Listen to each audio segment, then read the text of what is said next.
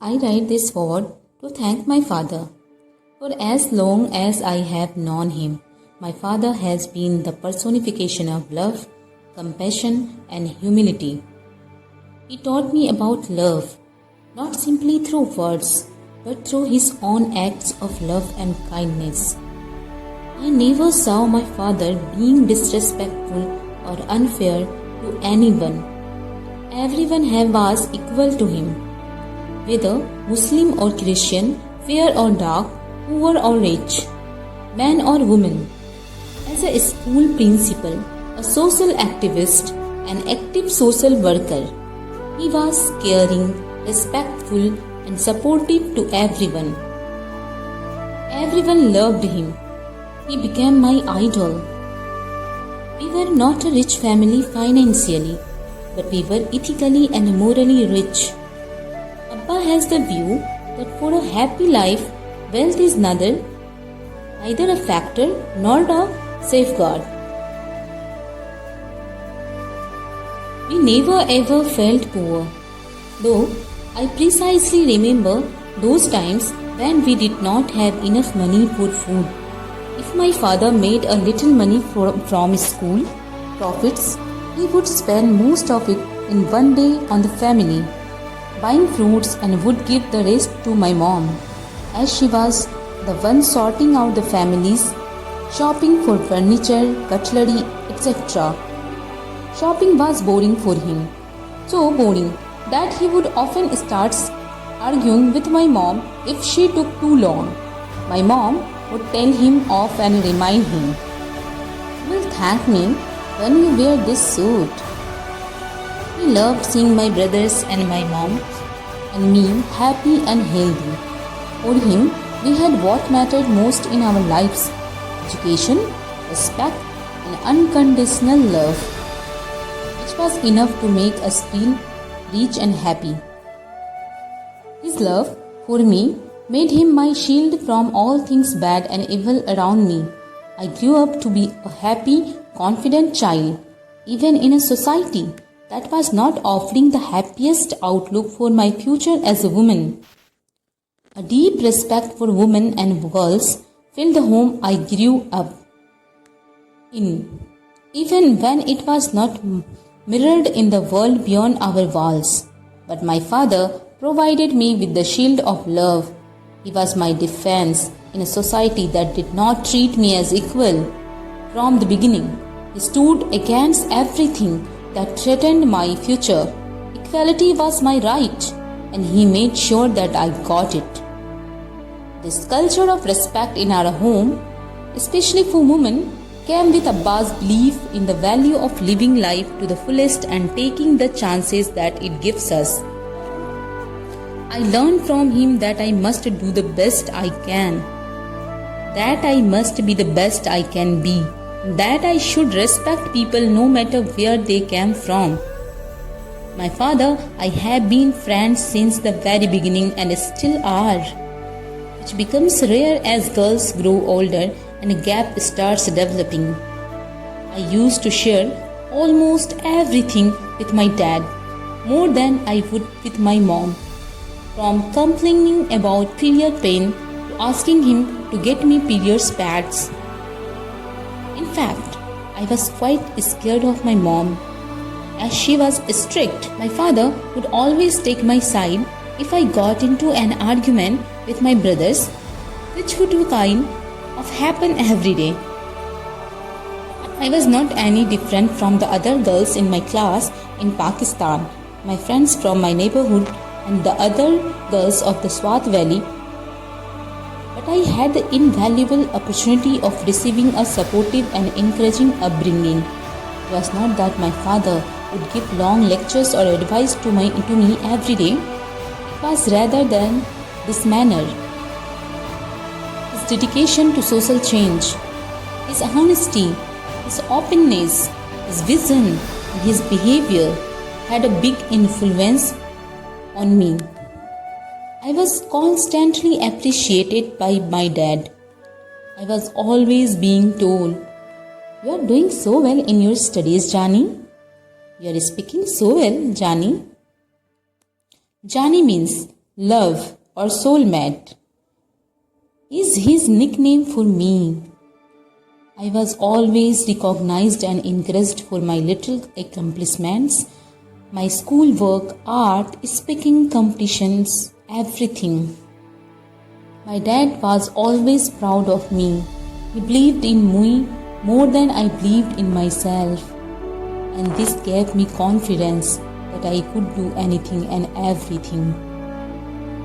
My father is a great listener, and this is one of his qualities that I have always loved. Of course, I am exempting the times when he is busy on his iPad on Twitter.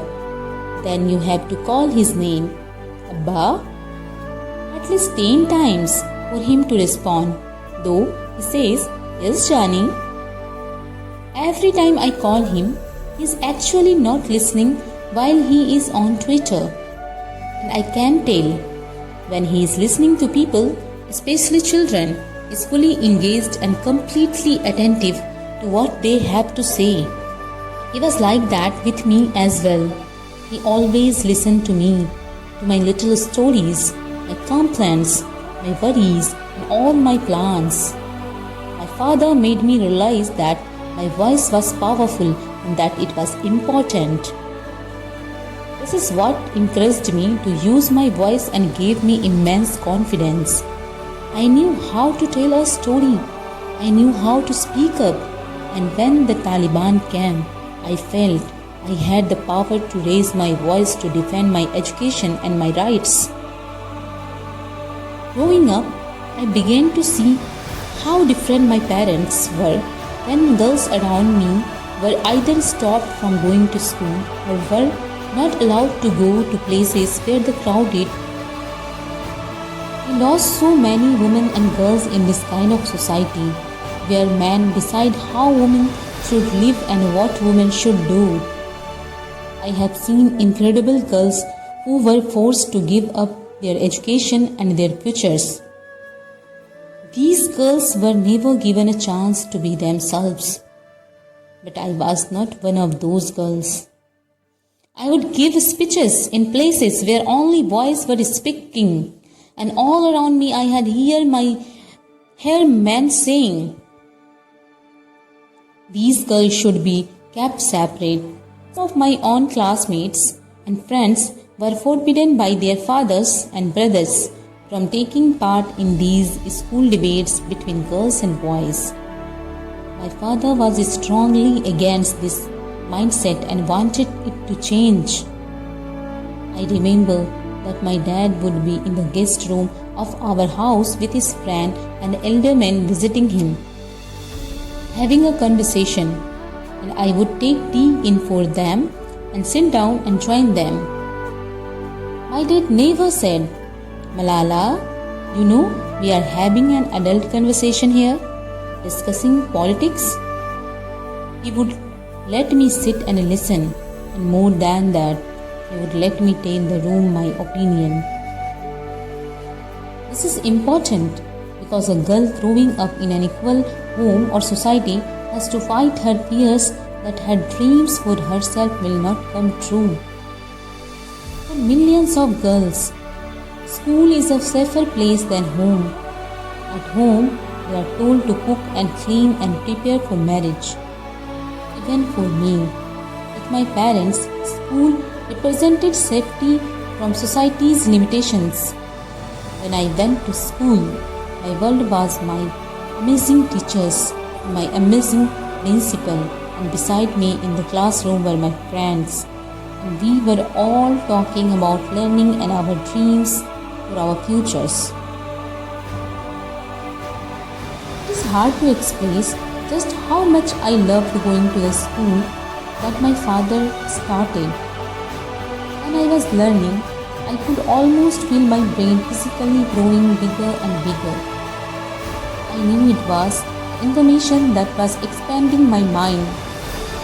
All the different things that were filling my head, broadening my horizon.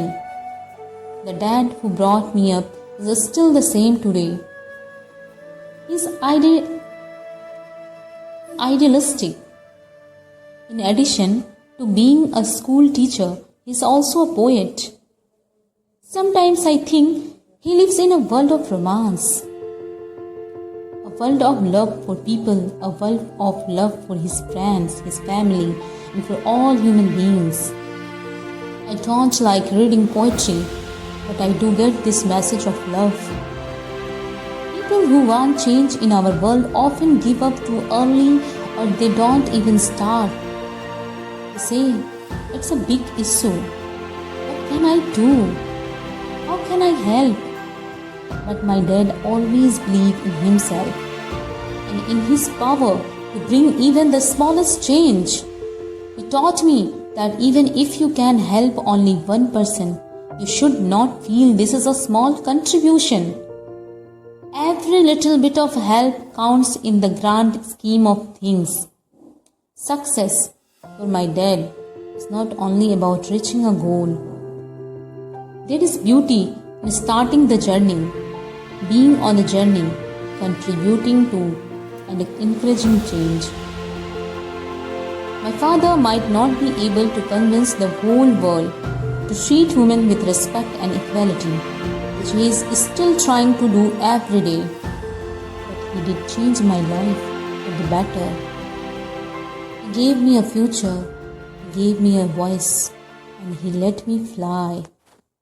Abba, how can I ever thank you? How can I ever thank you?